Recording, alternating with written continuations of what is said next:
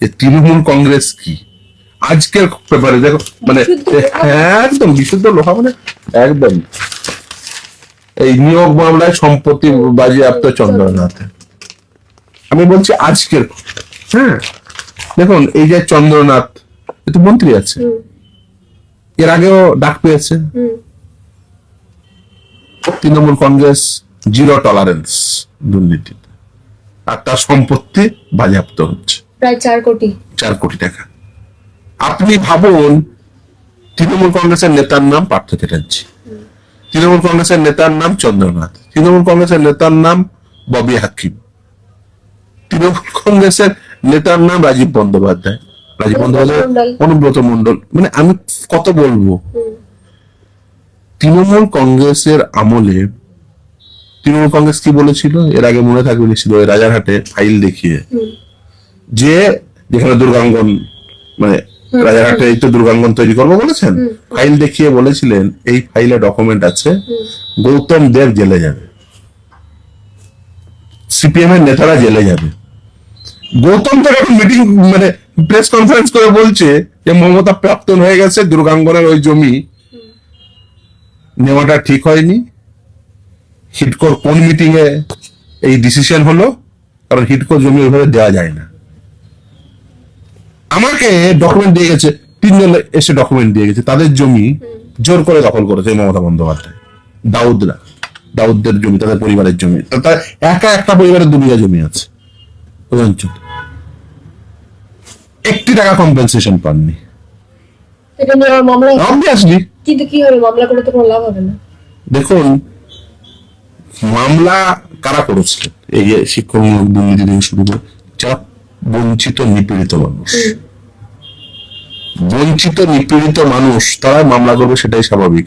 মামলা কি শুধুমাত্র কে ভোটে জিতবে কে ভোটে হারবে তার জন্য হয় নাকি? যে বঞ্চিত মানুষ সে মামলা করবে, সেটাই স্বাভাবিক। তার সঙ্গে যে অন্যায় হয়েছে তার বিরুদ্ধে সে কোর্টে আসতে পারেন, এবং সে এই যে কম্পেনসেশন পাননি, জমি দিয়েছেন, সে আসবে না কোর্টে? যে চাকরি পাননি সে কোর্টে আসবে না? অবশ্যই আসবে, এবং তার মামলা করব। আর যারা যারা মনে করছেন যে ওই বিজেপির সাথে সেটিং রেখে পিঠ বাঁচিয়ে নেবো, ভুল ভাবছেন, ভুল ভাবছেন। यहाँ पर देर है मगर अंधेर नहीं। পার্থ চ্যাটার্জি একসময় ভাবতো, বলেও ছিল, দেখবেন জিজ্ঞাসা করবেন, এখন জেল থেকে বেরিয়েছে তো জিজ্ঞাসা করবেন ও কি হবে, আমি মন্ত্রী। কত মন্ত্রী ঢুকে গেল, মাথায় রাখতে হবে। ভারতবর্ষে ইন্দিরা গান্ধী প্রধানমন্ত্রী ছিল, ইন্দিরা গান্ধী জেলেও ছিল। ভারতবর্ষে একাধিক মুখ্যমন্ত্রী ক্ষমতায় ছিল, সঙ্গে জেলেও ছিল। কত উদাহরণ নেবেন? এটা ভাবার কোনো কারণ নেই। সমীকরণ তৈরি করে দীর্ঘদিন অন্যায় করে যাব, কিচ্ছু হবে না, এটা ভাবার কোনো কারণ নেই।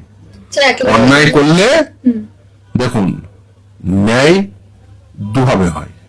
একটা আপনি যেটা বলছেন সেটা হচ্ছে ভোটের অঙ্কে জনগণ তারা তাদের ন্যায় বিচার করবে কিনা, এটা জনগণের ন্যায় বিচার। আর আদালতের ন্যায় বিচার, দেখুন আদালতে প্রমাণ সাপেক্ষে নথির উপর ভিত্তি করে বিচার হয়, এবং সেটা সময় সাপেক্ষ হয়। আর মানুষের বিচার সবসময় তো মানুষের কাছে যেতে হয়। এই ভোটে সে পঞ্চায়েত ভোট হোক, মিউনিসিপালিটির ভোট হোক, বিধানসভার ভোট হোক, লোকসভার ভোট হোক, এটা তো মানুষের কাছে যেতে হয়। এবং মানুষ বিচার বিবেচনা করে তাদের কাকে ক্ষমতায় রাখবেন বা কাকে ক্ষমতায় রাখবেন না, সেটা মানুষ বিচার বিবেচনা করে। এর সঙ্গে আপনি যে অন্যায় করেছেন সেই শাস্তির কোনো প্রকার সম্পর্ক নেই। মানুষ কাউকে ভোটে জেতাক বা হারাক, তার মানে এই নয় তিনি যে অন্যায় করেছেন সেটা ন্যায় হিসাবে পরিগণিত হবে। একজন যদি মার্ডারার ভোটে যেতে, তাহলে কি মানে সে ন্যায় করেছে ধরে নেওয়া হবে? কালকে রেপিস্ট যদি ভোটে যেতে, তাহলে বলে না না ও রেপ করেনি। একটা চোর যদি ভোটে যেতে, এই মমতা ব্যানার্জির মতো চোরেরা ভোটে যেতে যাওয়া নাকি চুরি করেনি? অবশ্যই চুরি করেছে। হ্যাঁ, চুরি করার পরেও জেলে যাচ্ছে না, তার কারণ যারা তদন্ত করছে সেই চোরের সাথে মিলে আছে, সেই জন্য জেলে যাচ্ছে না। আমরা সেটাই চেষ্টা করছি যাতে কোনোভাবেই এই চোরেদের সাথে এই যারা তদন্ত করছে চোর পুলিশের খেলা যাতে বন্ধ হয়। বেসিক্যালি চোর যে চুরি করেছে তার বিরুদ্ধে যে পুলিশ তদন্ত করছে সেটা সঠিক তদন্ত করে, সেই চেষ্টা আমরা নিরন্তর চালিয়ে যাব। এটা করেছে নির্বাচন কমিশন, সেটা বেসিক্যালি যেমন এসআইআর হওয়া উচিত, আমি এসআইআর এর পক্ষের মানুষ, কিন্তু এসআইআর এই করবে না।